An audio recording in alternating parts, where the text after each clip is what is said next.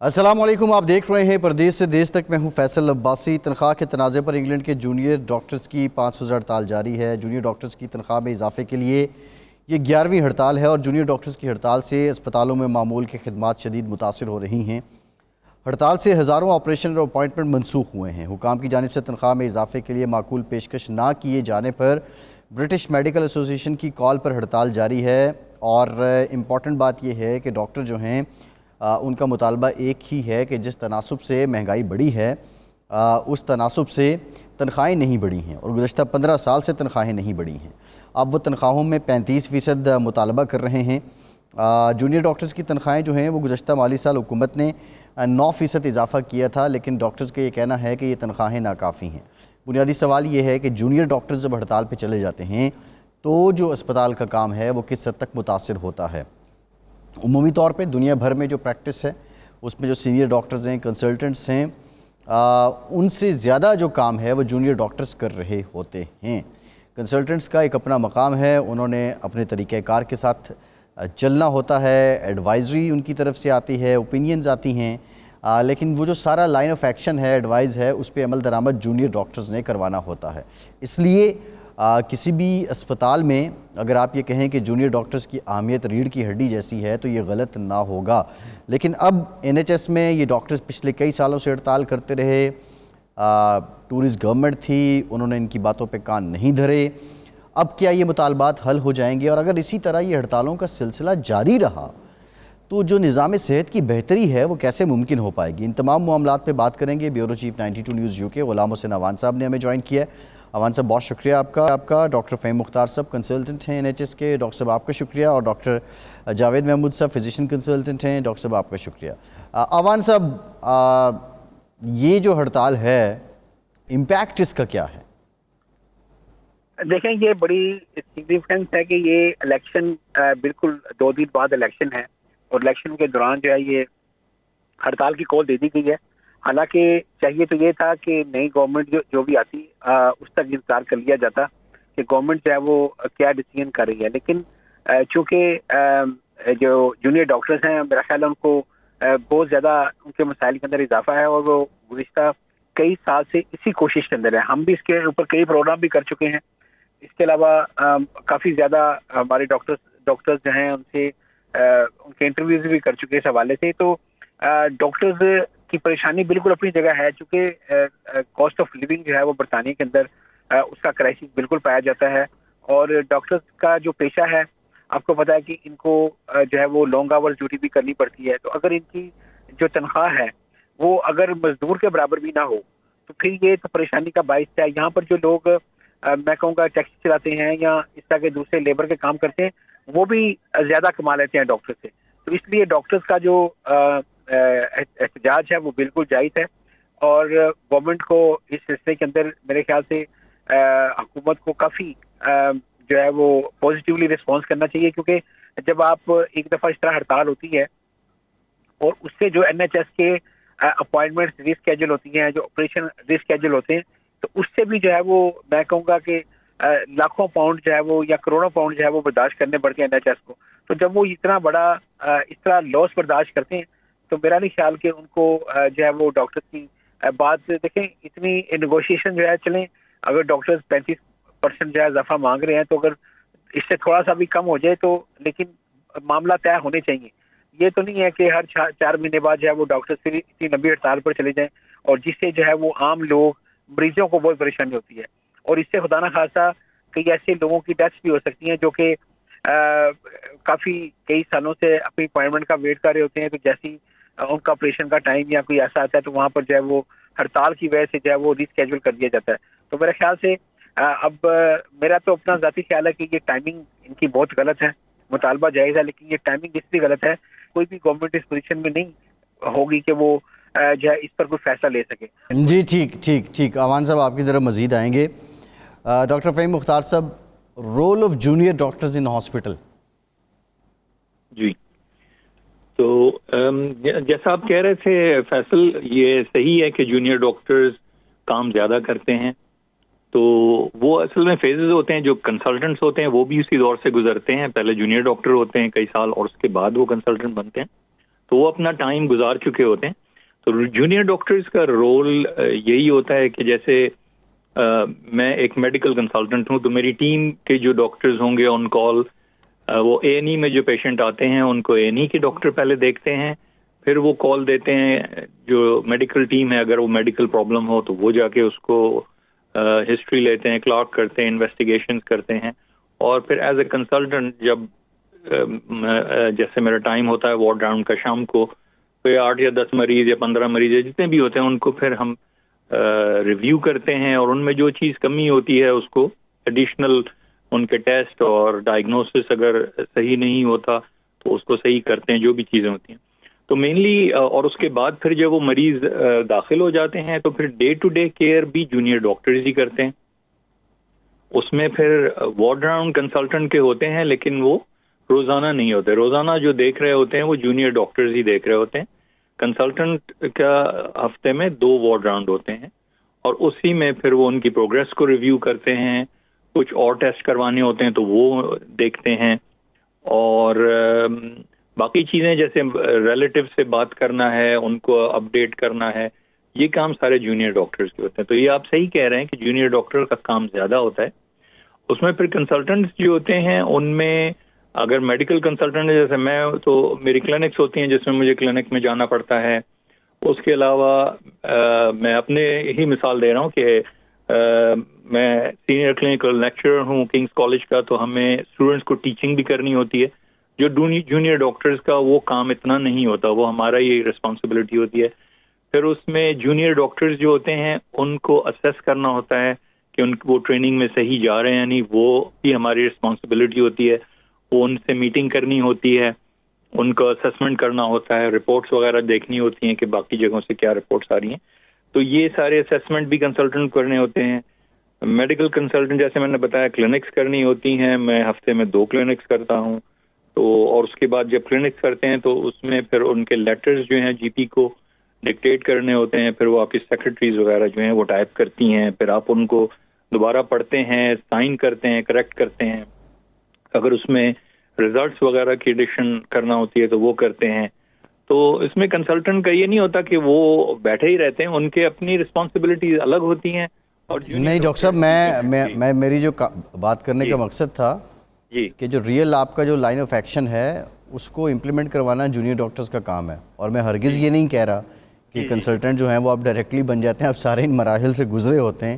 اور آپ لوگوں کی تو جوانی جو ہے وہی کنسلٹنٹ بننے کے چکر میں پڑھ کے اور کام کر کے گزر جاتی ہے. تو کہیں بھی میں جو کنسلٹنٹ کا رول ہے یا ان کی کنٹریبیوشن ہے میں اس کو انڈرمائن نہیں کر رہا. Just want to clear myself. جی تو اس میں دیکھیں جونیئر ڈاکٹرز کا رول تو بہت امپورٹنٹ ہوتا ہے, اور ہم اکثر ریلائی کرتے ہیں. اور جونیئر ڈاکٹرز میں بھی مختلف گریڈز ہوتے ہیں. اس میں فاؤنڈیشن ایئر 1 ڈاکٹر ہوتے ہیں, ایئر 2 ڈاکٹر ہوتے ہیں, پھر آئی ایم ٹیز ہوتے ہیں, پھر رجسٹرارز ہوتے ہیں. تو اس طرح, اور پھر جو سینئر ان میں ہوتے ہیں ان کو ظاہر زیادہ ایکسپیرینس ہوتا ہے, تو وہ سپروائز کر رہے ہوتے ہیں جب کنسلٹنٹس وارڈ میں نہیں ہوتے ہیں. لیکن کنسلٹنٹس اویلیبل ہوتے ہیں, وہ کبھی بھی فون کر سکتے ہیں, اور اگر کوئی مریض بہت زیادہ سیریس ہوتا ہے تو کنسلٹنٹس جا کے دیکھتے ہیں.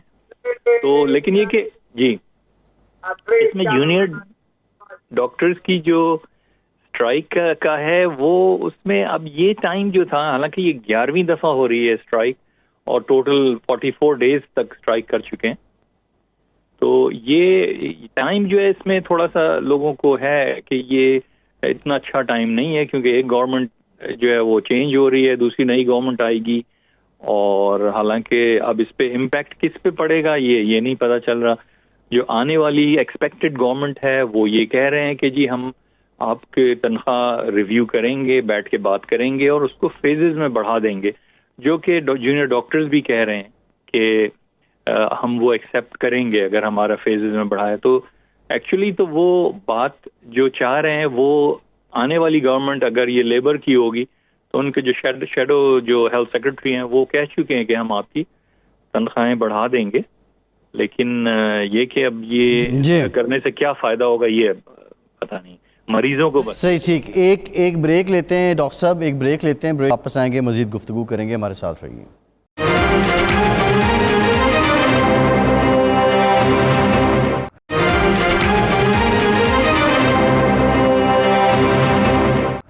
بریک کے بعد ایک بار پھر سے آپ کو خوش آمدید کہیں گے. اعوان صاحب، اب یہ حالات تو آپ کے سامنے ہیں، لیکن سوال میرا یہ ہے کہ ٹورزم کی جو حکومت تھی، کیا واقعتاً ان کے پاس پیسے نہیں تھے ڈاکٹرز کی تنخواہیں بڑھانے کے لیے، اور یہ بہت چیلنجنگ تھا؟ یا اگر ڈاکٹرز کی بڑھا دیتے تو باقی جو لوگ ٹیچرز بھی ہڑتال کرتے رہے، نرسز بھی کرتی رہیں، ٹرین والے بھی کرتے رہے، ان کی بھی بڑھانی پڑ جاتی؟ بالکل ٹھیک کہا آپ نے، اور میرا خیال ہے اسی وجہ سے انہوں نے اسٹیپ نہیں لیا کہ یہ اس بات سے خائف تھے کہ اگر ہم نے ڈاکٹرز کی تنخواہیں بڑھائی اس کیس سے تو پھر دوسروں کی بھی ہمیں لوجیکل بڑھانی پڑیں گی. تو اس وجہ سے یہ اجتناب کرتے رہے ہیں. اور اب دیکھیں جو نیا سیٹ اپ آتا ہے وہ کس طریقے سے جو ہے وہ اس کو آگے لے کر چلتے ہیں. لیکن یہ میں آپ کو بتاؤں کہ NHS جو ہے وہ پچھلے کئی سالوں سے جو ہے وہ مختلف کرائسس کا شکار ہے، اور اس کے اندر نہ صرف ملازمین کی تنخواہوں کا مسئلہ ہے بلکہ لوگ بھی پریشانی کا شکار ہیں. جو مریض ہیں ان کو اپوائنٹمنٹس نہیں ملتی. اس کے علاوہ جو کہتے ہیں کہ جو منی بہت ڈرین ہو رہی ہے اس معاملے کے اندر. بہت سارے لوگ جو ہے وہ ذرا سی مسئلے پر ایمبولینس کال کر لیتے ہیں، تو یہ کہا جا رہا ہے کہ ہزاروں کی تعداد میں جو ایمبولینس کال ہوتی ہے اس کا بھی خرچہ جو NHS کو پڑتا ہے. پھر اس کے علاوہ جو لوگ ہیں جب وہ اپوائنٹمنٹس ڈاکٹر کی بنا لیتے ہیں تو پھر وہ اگر سمجھتے ہیں کہ میں، کیونکہ یہاں پر اپوائنٹمنٹ جو ہے وہ اگر آپ لینا چاہتے ہیں تو کئی دفعہ 10 دن کا، 12 دن کا، 2 ہفتے کا ٹائم ملتا ہے آپ کو. تو اتنی دیر میں مریض ویسے ٹھیک ہو جاتا ہے گولی کھا کے. تو وہ جب وہ نہیں اٹینڈ کرتا تو وہاں پر کیا ہوتا ہے کہ جی کہ مریض نے اپوائنٹمنٹ اٹینڈ نہیں کی تو NHS کو جو ہے اس کا نقصان ہو گیا ہے کہ انہوں نے اور یہ بھی ہزاروں کی تعداد کے اندر ایسی اپوائنٹمنٹس ہوتی ہیں جو کہ مریض اپوائنٹمنٹ لینے کے بعد وہاں پر نہیں پہنچتے. تو اس کے لیے بھی ابھی NHS نے کنسلٹنٹ فرم ہائر کیا ہے جو کہ ان چیزوں کو جو ہے وہ کم کرنے کے لیے، سیٹل کرنے کے لیے جو ہے وہ اقدامات کرتی ہے تاکہ اس طرح کے نقصانات سے بچا جائے. اور بھی کافی اس طرح کے نقصانات ہیں، اور لیکن اس کا جو سارا خمیازہ ہے وہ بھگتنا پڑتا ہے ان کو جو ہے ڈاکٹرز کو. ڈاکٹرز کی جب تنخواہ نہیں مل پاتی، ان کو نہیں ہوتا، تو اس کا سارا ملبہ جو ہے وہ گرتا ہے جی کہ ڈاکٹر جو ہیں وہ ان کی تنخواہوں میں اضافہ نہیں ہو رہا کیونکہ NHS کے اوور ہیڈ اتنے زیادہ ہیں کہ وہ نہیں دے پا رہے. تو اسی لیے گورنمنٹ بھی جب مذاکرات کرتی ہے، میدان میں آتی ہے، تو گورنمنٹ بھی ایک حد تک جو ہے وہ آفر کرتی ہے کہ ہم اتنی تنخواہ بڑھا سکتے ہیں، اس سے زیادہ نہیں بڑھا سکتے. تو یہ کرائسس آن اینڈ آف جو ہے وہ کئی سالوں سے چل رہا ہے. کئی مرتبہ ہڑتال ہو چکی ہے، لیکن ابھی تک جو ہے وہ اس کا کوئی حل نکلتا نظر نہیں آ رہا. صحیح ہے. ڈاکٹر جاوید محمود صاحب، میرا سوال یہ ہے آپ سے کہ ایک ڈاکٹر جو بھی مڈ کریئر ہے، اس نے اپنا کریئر بنانا ہے، وہ کنسلٹنٹ بننے کے خواب آنکھوں میں سجائے ہوئے ہے، دن رات کام کر رہا ہے، اور جو شروع میں مہینے کے آغاز میں اس کو تنخواہ ملتی ہے، پھر اس کے بعد حساب کتاب پہ بیٹھ جاتا ہے، اور at the end of the day وہ ہینڈ ٹو ماؤتھ ہے. تو وہ جو سروسز دے رہا ہے ان پہ کیا اثر پڑتا ہے، اس کی ذہنی صحت پہ کیا اثرات ہوتے ہیں، اور اس کے کریئر پہ کیا اثرات ہوتے ہیں اس کے؟ آپ بات کر رہے ہیں جونیئر ڈاکٹر کی. جونیئر ڈاکٹر جو ہے کہ اس میں کوئی شک کی بات نہیں ہے کہ یہ ہمارے NHS سسٹم کے اندر، UK کے اندر یہ بیک بون ہے. کنسلٹنٹ ان کو سپروائز کرتے ہیں، لیکن آن گراؤنڈ جو پریکٹیکل 24 آور ورک وہی کرتے ہیں. تو یہ صرف ڈاکٹر کا ہی مسئلہ نہیں ہے، یہ باقی جو دوسرے ادارے ہیں جس طرح برٹش ریلویز ہے اور دوسرے BT ہے، وہ سب جو ہے اس انفلیشن کی وجہ سے بہت پریشان. اسپیشلی جو بریگزٹ کے بعد جو سچویشن ہوئی ہے یہاں پہ، اور جو کووڈ کے بعد جو انفلیشن ہوئی ہے، تو وہ اس کی وجہ سے مہنگائی بہت ہو گئی ہے. وہ ڈاکٹرز کا مطالبات تو بالکل ٹھیک ہے کہ تنخواہ اس ریشو سے بڑھنی چاہیے جس ریشو سے مہنگائی ہو رہی ہے. ڈاکٹرز کی جو نمائندہ تنظیم ہے یہاں پہ BMA، برٹش میڈیکل ایسوسی ایشن، ان کے ساتھ نیگوشیشن تو کر رہی ہے، لیکن یہ ہے کہ وہ کوئی نتیجہ خیز مذاکرات نہیں نکل رہے اس میں. جو پے رائز جو ہے گورنمنٹ آفر کر رہی ہے ڈاکٹر کو، وہ ڈاکٹر کے لیے ایکسیپٹیبل نہیں ہے. ڈاکٹر جو ہے ان کا مطالبہ ہے کہ 35% جو ہے انفلیشن کے حساب سے تنخواہ میں اضافہ کیا جائے. اب جو گورنمنٹ ہے شاید اس وقت کی گورنمنٹ جو ہے اس کی یہ پرائیورٹیز میں شامل نہیں ہے، اسپیشلی جب سے یہ الیکشن اناؤنس کر دیے ہیں انہوں نے، جبکہ پچھلی جو اسٹرائک ہوئی تھی 3 مہینے پہلے، اس وقت یہ طے پایا تھا ڈی ایم اے اور گورنمنٹ کے درمیان یہ طے پایا تھا کہ ٹھیک ہے ایک تھرڈ پارٹی انوالو کر لیتے ہیں جو کہ آربیٹریشن کرے گی تاکہ کسی نتیجے پہ پہنچ سکے، لیکن الیکشن اناؤنس ہو گئے، اس کے بعد کرنٹ گورنمنٹ جو ہے اس نے اس کے اوپر ورک اپ نہیں کیا، تو اس لیے ڈاکٹر کو یہ جو لاسٹ اسٹرائک ابھی ختم ہوئی ہے یہ پھر مجبوراً اسٹرائک پہ جانا پڑا۔ دوسری آپ نے جو سوال پوچھا کہ اس کے ان کی لائف پہ کیا اثرات پڑتے ہیں، اب جو این ایچ ایس کے اندر جو ہے 50% آپ سمجھ لیں کہ جو ڈاکٹرز ہیں، جونیئر ڈاکٹرز ہیں یا کنسلٹنٹ ہیں، وہ اوورسیز ہیں، جیسے پاکستانی ہیں، انڈین ہیں، دوسری نیشنلٹی کا، وہ لوگ یہاں پہ جب آتے ہیں جونیئر لیول پہ تو وہ سب کے سب اسٹرگلنگ اسٹیج میں ہوتے ہیں، انہوں نے گھر کا کرایہ بھی دینا ہوتا ہے، انہوں نے بچوں کی گروسری بھی افورڈ کرنی ہے، پھر پیچھے انہوں نے پاکستان میں اپنے رشتہ داروں کو بھی افورڈ کرنا ہوتا ہے، جو کچھ تھوڑے سے ویل آف ہو جاتے ہیں وہ بہت سے ڈاکٹر میں نے دیکھا ون وے اور دا ادر کسی نہ کسی چیریٹی میں بھی اپنا حصہ ڈال رہے ہیں۔ تو وہ جو پچھلے 2-3 سال سے جو یہ انفلکس ہوا ہے مہنگائی کا ایک دم سے، وہ انہوں نے اس جو جونیئر ڈاکٹر ہے وہ بری طرح سے متاثر ہوئے، کیونکہ کنسلٹنٹس جو ہے وہ ان کی سیلری تھوڑی بہت بہتر بھی ہیں جونیئر ڈاکٹر سے، اور جو ہے انہوں نے ایگری بھی کر لیا ہے گورنمنٹ سے کہ جو انکریز وہ چاہتے تھے وہ تو نہیں ہوئی، لیکن درمیان میں ایگریمنٹ ہو گیا ہے۔ لیکن جونیئر ڈاکٹر کو جو آفر کر رہی ہے گورنمنٹ 7% انکریز جو ہے وہ بالکل اضافہ نہ ہونے کے برابر ہے۔ اب آپ کی بات کا میں جواب دیتا ہوں کہ ایک ڈاکٹر جو ہے وہ ایک اسٹریسفل اس کی جاب ہے، جب وہ اپنے کام میں مصروف ہوگا اس کے ذہن پہ یہ ہر وقت ہوگا بھائی میں نے گھر کی مارگیج بھی دینی ہے، میں نے بجلی کے بلز بھی دینے ہیں۔ اب پچھلی انفلیشن اتنی ہو گئی ہے کہ مارگیج کے جو انٹرسٹ ریٹس ہیں وہ پہلے 2% ہوتے تھے، 2% سے 10% تک پہنچ گئے۔ اب جو بندہ جس نے گھر کی مارگیج لی ہوئی ہے ڈاکٹر نے، اگر وہ 500 پاؤنڈ انسٹالمنٹ دیتا تھا تو اس کی انسٹالمنٹ اس وقت 1200 پاؤنڈ تک جا چکی۔ تو اسی طرح وہ اگر گراسری اسٹور میں اگر گراسری خریدنے جاتا ہے، اگر اس کا ایک منتھلی 1000 پاؤنڈ کی گراسری تھی وہ 2000 پاؤنڈ تک پہنچ چکی ہے۔ تو جب وہ فائنینشلی وہ اسٹیبل نہیں ہوں گے ڈاکٹر، تو ان کی جو ہے ورکنگ کیپیسٹی جو ہے وہ بھی امپیئرڈ ہوگی۔ اس کے بعد یہ ہے کہ وہ ڈاکٹر جب اسٹرائک پہ جاتے ہیں تو وہ کوئی خوشی سے یہ نہیں کرتے، کیونکہ جن دنوں میں وہ اسٹرائک کرتے ہیں ان دنوں کی ان کی تنخواہ بھی کٹتی ہے، تو اس حوالے سے بھی فائنینشلی ان کے اوپر اسٹین پڑ رہا ہے۔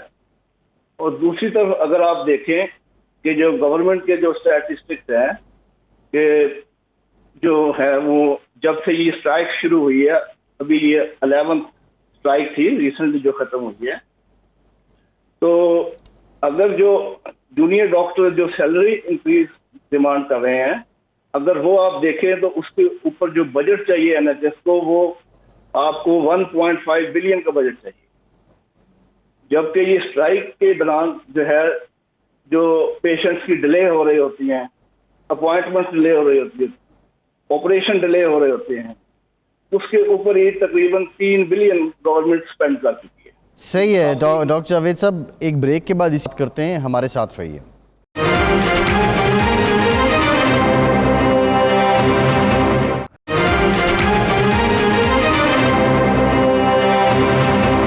بریک کے بعد ایک بار پھر سے آپ کو ویلکم کریں گے۔ ڈاکٹر فہیم مختار صاحب، اب بیک لاگ کتنا بڑھ جاتا ہے ایک دن کی ہڑتال سے؟ دیکھیں فیصل، یہ تو تھوڑا سا بتانا مشکل ہوگا، لیکن یہ جب سے یہ چل رہی ہے اسٹرائک، اس کے فگرز جو آئے ہیں وہ کوئی 1.4 million hospital appointments and operation کا کینسلیشن ہوا ہے. اور اس میں ظاہر ہے ساری چیزیں افیکٹ ہوتی ہیں کہ جیسے ابھی بات ہو رہی تھی کہ مریض جو ویٹنگ لسٹ پہ ہیں ان کی ویٹنگ لسٹ بڑھ جاتی ہے. جو کنسلٹنٹس جو مریض کلینک میں دیکھتے ہیں یا جو ان کو دیکھنا ہوتا ہے، کیونکہ اسٹرائک کی وجہ سے وہ کینسل ہو جاتی ہیں کلینکس، اور وہ کیونکہ وارڈ وغیرہ میں ہوتے ہیں تو وہ پھر ان کا نیکسٹ اپوائنٹمنٹ کب ہوتا ہے یہ بھی نہیں پتا ہوتا ہے. ڈپینڈ ہوتا ہے کہ اس کنسلٹنٹ کی کتنی بزی کلینک ہے، 4 مہینے کے بعد ہوگا یا 6 مہینے کے بعد ہوگا. اور کچھ اسپیشلٹیز ایسی ہیں کہ ان میں سال بھر کے بعد اپوائنٹمنٹ آتا ہے، نیورولوجی جیسے، تو وہ بہت ہی زیادہ برا جو ہے اس پہ افیکٹ پڑتا ہے. لیکن جیسے بھی ڈاکٹر صاحب نے کہا کہ وہ پرابلمز ڈاکٹرز کو بھی ہے اور جو کاز ہے وہ ٹھیک ہے، لیکن میرا یہ خیال ہے اور بہت سے اور دوسرے سینئر ڈاکٹرز کا بھی یہ خیال ہے کہ جو یہ طریقہ ہے وہ ابھی تک تو افیکٹو نہیں ہوا ہے. 1 سال یعنی مارچ 2023 سے یہ چل رہی ہیں، 44 ڈیز ہو گئے ہیں ٹوٹل اسٹرائک کے، تو لیکن ابھی کوئی ایسا فروٹفل جو ریزلٹس ہیں وہ اتنے نہیں سامنے آئے ہیں. تو اس میں یہی ہو رہا ہے کہ مریضوں کو پریشانی ہو رہی ہے. تو وہ پریشانی اس وقت بھی ہوئی تھی جیسے کہ جب کووڈ کا جو پیریڈ تھا اس میں بھی بہت زیادہ جو کینسلیشن اور سب کچھ ہوا تھا تو وہ بڑھ گئی تھی، اور اب یہ مزید ان اسٹرائکس کی وجہ سے یہ اور بڑھتی چلی جا رہی ہے. اور اب جو نئی گورنمنٹ آئی ہے اس میں دیکھیں کیا ہوتا ہے کہ انہوں نے ویسے یہ پرومس تو کیا تھا جونیئر ڈاکٹرز سے کہ ہم ڈسکس کریں گے، اور ایک دم سے تو نہیں ہوگا کہ ایک دن میں بڑھ جائے 35%. ڈاکٹر صاحب آپ کی طرف دوبارہ بھی آئیں گے. اوان صاحب، ٹورسٹ کو کس حد تک ڈیمیج کیا ہے اس NHS کے ایشو نے پولیٹیکلی؟ بہت زیادہ ڈیمیج کیا ہے. اس کی وجہ یہ ہے کہ جتنی بھی سیاسی پارٹیاں ہیں ان کے منشور کے اندر نمایاں طور پر جو ہے وہ NHS کی اوور ہالنگ، NHS کے مسائل ختم کرنے کا جو وہ کہا جا رہا ہے، کیونکہ یہاں پر لوگ اپنی صحت کے بارے میں کافی کنسرنڈ ہوتے ہیں، اور بار بار جو ہے وہ NHS کا جو آپ کو بتایا کہ جو مسائل ہیں وہ کافی زیادہ گمبھیر ہے. اور اسپیشلی کووڈ کے بعد سے تو آپ کہہ سکیں کہ NHS جو ہے وہ صحیح طریقے سے پرفارم ہی نہیں کر پایا، اور پھر ہڑتالوں کی وجہ سے بھی جب ہزاروں کی تعداد کے اندر آپریشن جو ہے وہ کینسل ہوتے ہیں، لوگوں کی اپائنٹمنٹ کینسل ہوتی ہیں، اور اس کے اوپر دوبارہ کچھ ایسے اقدامات بھی نہیں کیے جاتے، کیونکہ جو پرائیویٹ یہاں پر ڈاکٹرز ہیں، پرائیویٹ انشورنس ہیں، وہ کافی زیادہ ایکسپینسو ہیں. جو ہماری کارپوریٹ کلاس ہے یا جو کافی بڑا بزنس مین طبقہ ہے ان کی تو انشورنس ہوتی ہے، ہیلتھ انشورنس ہوتی ہے، وہ اس سے اپنے آپ کو جو ہے وہ مینیج کر لیتے ہیں. لیکن جو ورکنگ کلاس ہے انہوں نے جو ہے وہ آ جا کے NHS کا ہی دروازہ کھٹکھٹانا ہوتا ہے. تو NHS کے جیسا آپ کو میں نے بتایا کہ بہت زیادہ ویٹنگ ٹائم ہے اپوائنٹمنٹ کے لیے. پھر اس کے علاوہ جو ہے وہ جو سروسز ہیں وہ بھی سلو ہیں، ڈاکٹرز کی شارٹیج ہے، پھر اس کے علاوہ جو عملہ ہے ہیلتھ کیئر کا اس کی شارٹیج ہے. تو یہ کافی زیادہ شارٹیج بھی ہے. اس کے علاوہ جب آپ ہاسپٹل میں چلے جائیں، کسی بھی کوئی ایمرجنسی آپ کو ہو جائے تو 4 گھنٹے کا ویٹنگ ٹائم ہے، لکھا ہوتا ہے باقاعدہ. جب آپ ہاسپٹل میں جاتے ہیں تو لکھا ہوتا ہے کہ جو ہے وہ 4 گھنٹے یا 3 گھنٹے یا 7 گھنٹے کا بھی ویٹنگ ٹائم ہوتا ہے. تو 7 گھنٹے کا مریض ویسے ہی بیٹھا رہے تو اس کو چیک کیا جائے گا تو مریض کی تو ویسی حالت غیر ہو جاتی ہے. تو اس طرح کے جو مسائل ہیں اس پہ قابو پانے کے لیے بار بار یہ کہا جا رہا تھا کہ ہم جو ہے وہ اس کو سیٹل کریں گے. جی صحیح ہے. ڈاکٹر جاوید صاحب آپ کی طرف واپس آتے ہیں. پہلے بھی ہم نے ذکر کیا جونیئر ڈاکٹرز کے مسائل پہ. ایک یہ بھی اب رپورٹ ہو رہا ہے کہ بہت سے ڈاکٹرز ایسے ہیں کہ جو دوسرے ممالک کو ترجیح دے رہے ہیں، کوئی آسٹریلیا جانا چاہ رہا ہے، کوئی کینیڈا جانا چاہ رہا ہے. اگر یہ اسی طرح لوگ فلائی کرتے رہے تو جو NHS کا ایک سٹینڈرڈ ہے اور ہسٹوریکل اس کا ایک بیک گراؤنڈ ہے سروسز کے لحاظ سے، کیا وہ برقرار رہے گا؟ جو NHS کے جو پے اسکیلز ہیں نا یہاں پہ، کیونکہ یہاں پہ پرائیویٹ سیکٹر تو بہت ہی کم ہے، تو اور لوگ پرائیویٹ سیکٹر کو افورڈ بھی نہیں کر سکتے. وہ جو ملٹی نیشنل کمپنیز کے جو امپلائیز ہیں جن کے پاس پرائیویٹ انشورنس ہوتی ہے وہ وہاں پہ اگر چلے جائیں ورنہ 97% people they rely on NHS services. اور NHS سے زیادہ جو ڈاکٹرز ہیں وہ بھی یہاں پہ NHS سروسز کے اندر ہی کام کر رہے ہیں. تو ان کی جس طرح پاکستان میں آپ سمجھ لینا کہ ایک اسکیل کے حساب سے سیلریز ہوتی ہیں ڈاکٹرز کی، یہاں پہ بھی اسی اسکیل کے حساب سے ہی سیلریز ہوتی ہیں. اگر فار ایگزامپل کوئی جنرل فزیشین ہے یا پھر کوئی نیورو سرجن ہے، ان کی تنخواہ ایک ہی برابر ہوگی. اور یہ میں تھوڑا سا آپ کو ایکسپلین کر دوں، لوگوں کے ذہنوں میں شاید یہ بات ہے کہ انگلینڈ کے ڈاکٹر جو ہے وہ بہت امیر ہوتے ہیں، بہت پیسہ کماتے ہیں. ایسا نہیں ہے. تو آپ کی جو سوال کی طرف میں آتا ہوں کہ جو آپ نے فرمایا کہ ڈاکٹر جو ہے وہ دوسرے ملکوں میں جانے کو ترجیح دیتے ہیں، بالکل درست بات ہے. یہ صرف ابھی سے نہیں ہو رہا، یہ پہلے سے بھی یہ جو ہے مائیگریشن یہ چل رہی ہے. ایون یہاں کے جو برٹش بورن جو ڈاکٹر ہیں وہ بھی یہاں سے ٹریننگ کر کے وہ جانا چاہتے ہیں، وہاں پہ آسٹریلیا جانا چاہتے ہیں یا مڈل ایسٹ میں، قطر میں، دبئی میں، امریکہ میں، ان کو جہاں پہ زیادہ اچھی آپشن ملتی ہے وہاں پر موو کر جاتے ہیں. لیکن اب پرابلم ہم لوگوں کا یہ ہے کہ ہم لوگ تو یہاں پہ جو جونیئر ڈاکٹر ہیں یا کنسلٹنٹ ہیں وہ پاکستان سے یہاں آئے ہیں، فیملی یہاں پہ سیٹل ہے، بچے پڑھ رہے ہیں، تو وہ ہمارے لیے تو وہ آپشن نہیں ہے. لیکن ہاں جو نیولی گریجویٹس ہیں یا ینگ کنسلٹنٹس ہیں ان کے لیے یہ آپشن موجود ہے. اور وہ کافی تعداد میں لوگ جو ہے یہاں سے مائیگریٹ کر کے آسٹریلیا میں، نیوزی لینڈ میں، امریکہ میں، قطر اور دوسرے ممالک میں جا کے نوکریاں کر رہے ہیں. جی صحیح ہے. ڈاکٹر فہیم مختار صاحب، سوال بنیادی یہی ہے کہ جس طرح انخلا ہو رہا ہے، اور پہلے بھی یہاں بات ہوئی کہ 50% ڈاکٹرز جو ہیں وہ اوورسیز ہیں، کیا اسی تناسب سے ڈاکٹر انگلینڈ آنا بھی چاہ رہے ہیں؟ ابھی بھی ساؤتھ ایشین، پاکستان جیسے ممالک کے ڈاکٹرز کے لیے NHS میں آ کے کام کرنا لوکریٹو ہے؟ جی ہاں فیصل، یہ تو ہمیشہ سے رہا ہے اور ابھی بھی ہے.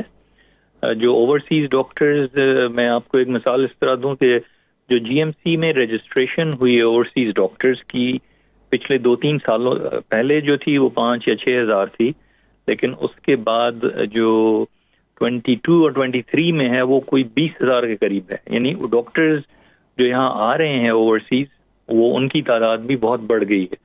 کیونکہ پلیب ایک تو یہ کہ دوسرے ملکوں میں بھی ہو رہا ہے، اور اس میں جو اوورسیز ڈاکٹرز ہیں وہ پاس بھی ہو رہے ہیں، اور ان کو پھر یہ کہ جابس کی جو اپرچونیٹیز ہوتی ہیں وہ یہاں اپلائی کرتے ہیں اور پھر ان کو جابز مل جاتی ہیں. تو وہ جو اب لیکن یہ کہ یہ سیچوریشن اس میں بڑھتی جا رہی ہے، کیونکہ جیسے میں نے بتایا کہ 6,000 رجسٹریشن ہوئی ہیں اور اس کے بعد 20,000 کے قریب ہو رہی ہیں. تو وہ اس میں ڈاکٹروں کی تعداد ایک پوسٹ کے لیے پھر وہ اوورسیز ڈاکٹرز ہی ہوتے ہیں یوزلی، لیکن وہ کافی زیادہ تعداد میں کمپیٹ کر رہے ہوتے ہیں. تو ڈاکٹروں کی کمی تو یہاں پر نہیں ہوگی. جو لوکل گریجویٹس ہیں وہ بھی ظاہر ہے کہ ہر سال نیا بیچ ایک نکلتا ہے جو ڈاکٹرز کا ہوتا ہے. تو اس میں یہ ہے کہ اوورسیز ڈاکٹروں کی اپرچونیٹیز بڑھ رہی ہیں اور بڑھ جاتی ہیں جب یہاں سے جو لوکل ہیں وہ اگر چھوڑ کے چلے جاتے ہیں. اور بریکسٹ کے بعد یورپین ڈاکٹرز جو کام کر رہے تھے اس میں بھی اکثر ایسے تھے جو واپس اپنے ملکوں کو چلے گئے، اور اس سے جو ہے وہ تھوڑا سا وہ کریٹ ہوا تھا ویکیوم. لیکن یہ کہ اوورسیز ڈاکٹر انڈیا سے سب سے زیادہ آتے ہیں، اس کے علاوہ پاکستان، سری لنکا، بنگلہ دیش وغیرہ سے آ رہے ہیں اور جابس کر رہے ہیں. کیونکہ ہم اپنے ہاسپٹلس میں بھی دیکھتے ہیں کہ جونیئر ڈاکٹرز ان کو تھوڑا سا ڈفرینٹ گریڈ دیا جاتا ہے، جیسے کہ وہ ٹریننگ پوسٹ میں آنے میں ان کو تھوڑا سا ٹائم لگتا ہے. یہاں پہ ایک گریڈ انہوں نے کریٹ کیا ہے ایسے ہی اوورسیز ڈاکٹرز کے لیے جونیئر کلینکل فیلو کا. تو وہ ایک طرح سے نان ٹریننگ پوسٹ ہوتی ہے، لیکن ان کو ایکسپوجر مل جاتا ہے NHS ہاسپٹل کا، وہ کام کرتے ہیں ایز اے ڈاکٹر، اور تنخواہ بھی ان کی اسی طرح ہوتی ہے جیسے جونیئر ڈاکٹروں کی ہوتی ہے. تو یہ جو آپ کا جو سوال ہے کہ یہ کمی جو ہے وہ نہیں ہوگی. اس میں ڈاکٹرز بہت آ رہے ہیں اور یہاں پہ موجود بھی ہیں جو کہ ان گیپس کو فل کر دیں گے. اس میں صرف یہی ہوتا ہے کہ سینئر لیول پہ اتنے ڈاکٹر نہیں آتے. اگر کوئی کنسلٹنٹس جا رہے ہیں تو ان کے لیے پھر یہ ہوتا ہے کہ نیو ٹرینی جو ہے وہ اپنی ٹریننگ ختم کرے گا تو اس کو پھر اپوائنٹ کیا جاتا ہے. لیکن جونیئر ڈاکٹرز کے لیے یہ جابز کی یہاں پر کافی اچھی اپرچونیٹیز ہیں جو اوورسیز ڈاکٹرز ہیں اور وہ اویل بھی کر رہے ہیں. صحیح. جی. ایک وقفے کے بعد دوبارہ حاضر ہیں، مزید بات کریں گے، ہمارے ساتھ رہیے.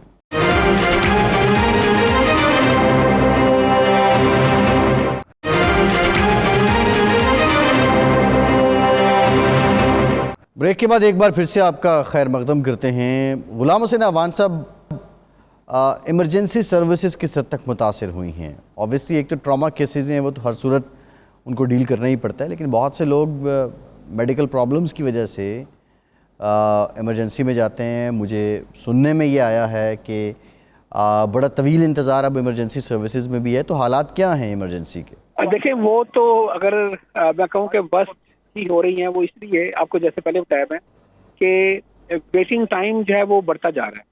اور جیسے ہی مریض اندر جاتا ہے تو اس کو سب سے پہلے دیکھتے ہیں کہ اگر بہت زیادہ کریٹیکل کنڈیشن نہیں ہے تو اس کو کہتے ہیں ٹھیک ہے، آپ کو جو ہے ہم نے انیشیل اسیسمنٹ کر لی، آپ سائڈ پہ بیٹھ جائیں. تو اس کو 7 گھنٹے 6 گھنٹے تک جو ہے وہ وہاں کرسی پہ بٹھائے رکھا جاتا ہے. اس کے بعد چونکہ رش اتنا ہوتا ہے، پھر اس کے بعد جب اس کی باری آتی ہے تو اکثر مریض تو میں نے دیکھا کہ وہ پہلی بیٹھی جو ہے وہ سمجھتے ہیں کہ اب ہم ٹھیک ہو گیا، پھر گھروں کو چلے جاتے ہیں.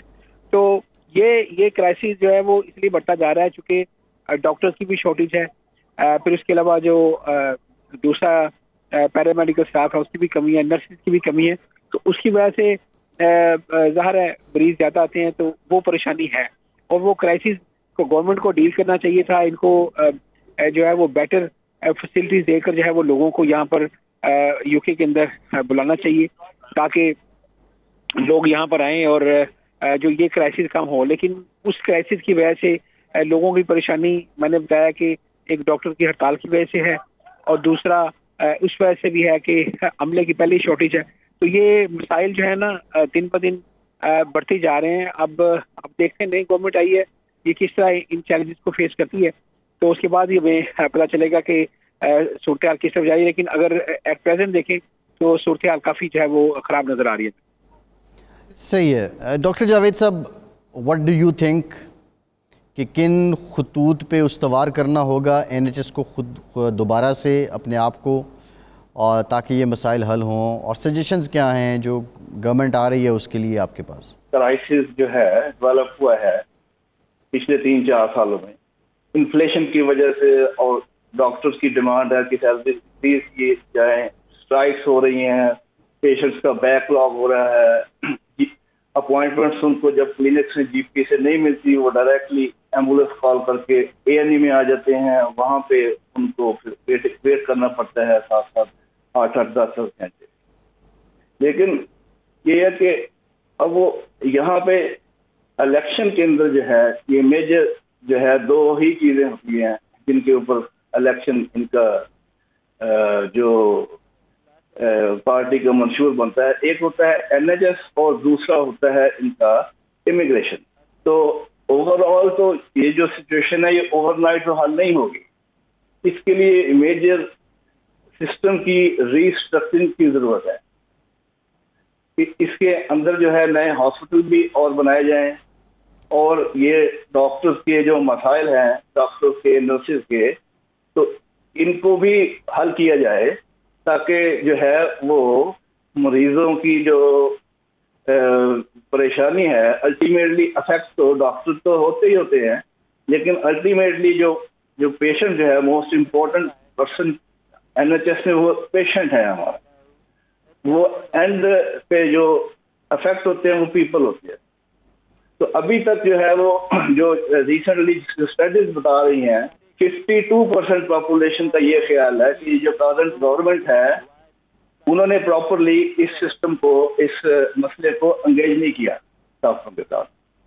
تو اس کی وجہ سے یہ ورسٹ سچویشن. اب لیٹس ہو کہ اس کے بارے میں کوئی پالیسی اناؤنس کرتی ہے، کوئی میجر ری اسٹرکچرنگ کرتی ہے این ایچ ایس کی، پے اسکیل ریوائز کرتی ہے، تو پھر شاید کوئی سسٹم میں بہتری آ سکتی. جی فہیم مختار صاحب، آپ کی طرف سے کیا سبمیشنز ہیں کہ 3-4 کام हुकूमत को फौरी तौर पे करने होंगे? जी हाँ फैसल, इसमें देखें मनी इंजेक्शन की ज़रूरत है, पैसे जो है NHS में, क्योंकि उसमें न्यू फैसिलिटी, न्यू अपॉइंटमेंट्स और न्यू वर्क फोर्स जो है ना, इसकी ज़रूरत है, जो इन बैकलॉग को, वेटिंग टाइम को कम करने के लिए तो पैसे की ज़रूरत है। और इसमें ये कि हॉस्पिटल बेड इंक्रीज करने की ज़रूरत है। जैसे कि पहले भी जिक्र हो चुका है कि ये 90s में 3 लाख के करीब बेड होते थे NHS के, और अब जो फिगर्स हैं 2000 की वो 1,40,000। तो ये कि फैसिलिटीज़ बढ़ाने की ज़रूरत है, नए हॉस्पिटल्स वगैरह, हॉस्पिटल बेड्स इंक्रीज करने की ज़रूरत है, और स्टाफ जो है उसकी अपॉइंटमेंट की ज़रूरत है, जिसमें कि सारे डॉक्टर्स, फिजियोथेरापिस्ट, ऑक्यूपेशनल थेरापिस्ट, सारे नर्सिंग स्टाफ, इन सब की जो है कमी को पूरा करने की ज़रूरत है। डॉक्टर साहब, ये डिक्लाइन हुआ है 90s से ऑनवर्ड अब जो बेड्स हैं हॉस्पिटल में? जी फैसल, ये तो बहुत मतलब ये कि बहुत हॉस्पिटल्स बंद कर दिए गए हैं ना, जो पैराफल। उसकी क्या वजह थी? वहाँ पे आबादी नहीं थी या रीज़न क्या थी? नहीं, देखें इसमें फंडिंग का था। पहले तो हम जैसे कहते हैं ना कि मरीज मेडिकली स्टेबल हुआ तो हमने उसको पैराफल हॉस्पिटल में भेज दिया, वहाँ पे वो रहते थे जब तक कि उनके केयर पैकेज का इंतजाम हो रहा है या इक्विपमेंट घर पे डिलीवर हो रहे हैं, जब तक वो वहाँ रहते थे हमारे पास बेड्स खाली हो जाते थे, मरीज उसमें नए एडमिट हो जाते थे। तो लेकिन ये अच्छा डॉक्टर साहब, ये एक ज़रा हमारे व्यूअर्स को ये भी बता दें, क्योंकि बहुत से लोगों को ये कन्फ्यूजन रहती है और उन्हें इस बात का इल्म भी नहीं होता। जी। जो आपका प्राइमरी हेल्थ सिस्टम है वो आपका GP है, और देन स्पेशलाइज्ड हेल्थ में क्या किसको रेफ़र किया जाता है और कितने हिस्सों में तकसीम है ये NHS? देखिए, प्राइमरी हेल्थ जैसे आपने कहा GP होता है, फिर सेकेंडरी जो है वो फिर हॉस्पिटल्स होते हैं सेकेंडरी हेल्थ केयर में, जो स्पेशलिस्ट डॉक्टर्स होते हैं वो, और उसके अलावा फिर टर्शरी सेंटर्स होते हैं जो बहुत ही ज़्यादा स्पेशलाइज्ड होते हैं, जैसे कि कुछ ही जगहों पे वो चीज़ें होती हैं, ट्रांसप्लांट वगैरह, ये इस तरह की। तो वो इस तरह से प्राइमरी GP होता है, सेकेंडरी जो है वो जो डिस्ट्रिक्ट जनरल हॉस्पिटल्स होते हैं, और उसके बाद टर्शरी सेंटर्स होते हैं जो स्पेशलाइज्ड सेंटर्स होते हैं। इसमें जैसे एक मिसाल मैं दूं, हमारे हॉस्पिटल में जिसमें काम करता हूँ, लंदन का टीचिंग हॉस्पिटल है, लेकिन उसमें कुछ चीज़ें नहीं होती, वो उसके लिए हमें रेफर करना पड़ता है दूसरे हॉस्पिटल्स में। तो वो जी ठीक, इस तरह का है। ठीक। जी। डॉक्टर फ़हीम मुख्तार साहब, डॉक्टर जावेद महमूद साहब, हुसैन अवान साहब, आप तीनों का बहुत शुक्रिया। आज के प्रोग्राम से इतना ही। अपना फीडबैक ज़रूर दीजिएगा। फैसल अब्बासी को इजाज़त दीजिए।